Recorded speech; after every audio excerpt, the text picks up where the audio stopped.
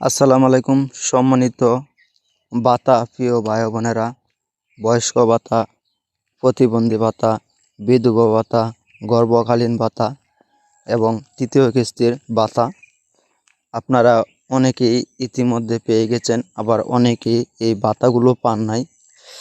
আসলে ইদানিং যে প্রচুর পরিমাণে যে এখন যে আগে আসছিল প্রায় 34 লক্ষর কাছাকাছি ভাতা প্রদান করা হইতো।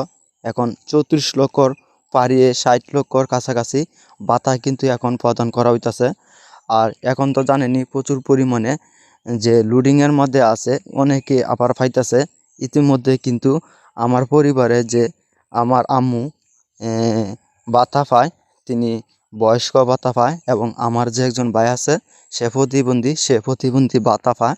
কিন্তু এই প্রতিবন্ধী ভাতা 2-3 দিন হয়ে গেছে গা, আমার এই ছোটো ভাই প্রতিবন্ধী ভাতা পায়ে গেছে গা।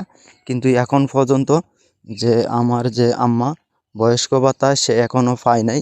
আসলে কোনো এক্সাইটেড হওয়ার কিছু নাই, আমি বারবারই চেক দিতেছি। আরও যে অন্য অন্য দূর থেকে যারা ভাতাগুলো পায় আমাদের ময়মনসিংহ ডিস্ট্রিক্টে, তাদেরকেও আমি লক্ষ্য রাখতেছি, তারা এখনও অনেকে এই ভাতাগুলো পায় নাই। আপনারা অনেকে কমেন্ট করে জানাচ্ছেন যে ভাতা পায় নাই, ভাতা কি আসলে কি ঈদের আগে কি পাবো কি না।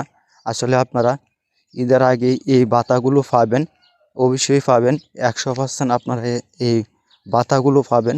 আপনারা যে পুরাতন সিম এবং নতুন সিম যে দুটোটা সিমের মধ্যে বিকাশ নগদ এই অ্যাকাউন্টগুলো করছেন যে ভাতা সম্পর্কে, অবশ্যই সেই সিমগুলো সংগৃহীত করে রাখবেন।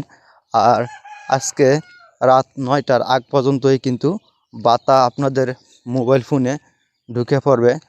আর এখন সন্ধ্যার পরেই যে আজ বৃহস্পতিবার প্রচুর পরিমাণে সন্ধ্যার পরেই লোডিং থাকে, কেননা যে অন্যান্য গার্মেন্টস যারা শ্রমিক রয়েছে তাদেরও কিন্তু টাকাগুলো বিকাশ নগদে এবং রকেটের মাধ্যমে তাদের টাকাগুলো সেল হয়ে থাকে। তার কারণেই প্রচুর পরিমাণে সিস্টেমের নেটওয়ার্কের এরকম সমস্যা হওয়ার কারণে এই টাকাগুলো কিন্তু অনেকের মোবাইল ফোনে ঢুকতেছে না। ইতিমধ্যে কিন্তু অনেকের মোবাইলে ফোনে কিন্তু এই ভাতা, বয়স্ক ভাতা, প্রতিবন্ধী ভাতা, বিধবা ভাতা, এই টাকাগুলো কিন্তু অনেকে পেয়ে গেছে গা।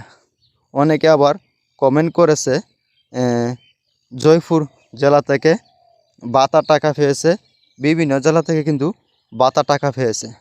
আবার অনেকে কিন্তু ইতিমধ্যে ভাতা পায়নি। আপনারা কেউই এক্সাইটেড হবেন না, অবশ্যই আপনারা এই ভাতাগুলো পাবেন। আর আমি এই চ্যানেলটাতে সবসময় সঠিক তথ্য দেওয়ার চেষ্টা করি যাতে আপনারা উপকৃত হন। আর অবশ্যই আগামীকাল আমি ভাতা সম্পর্কে এরকম আপডেট নিয়ে আসব।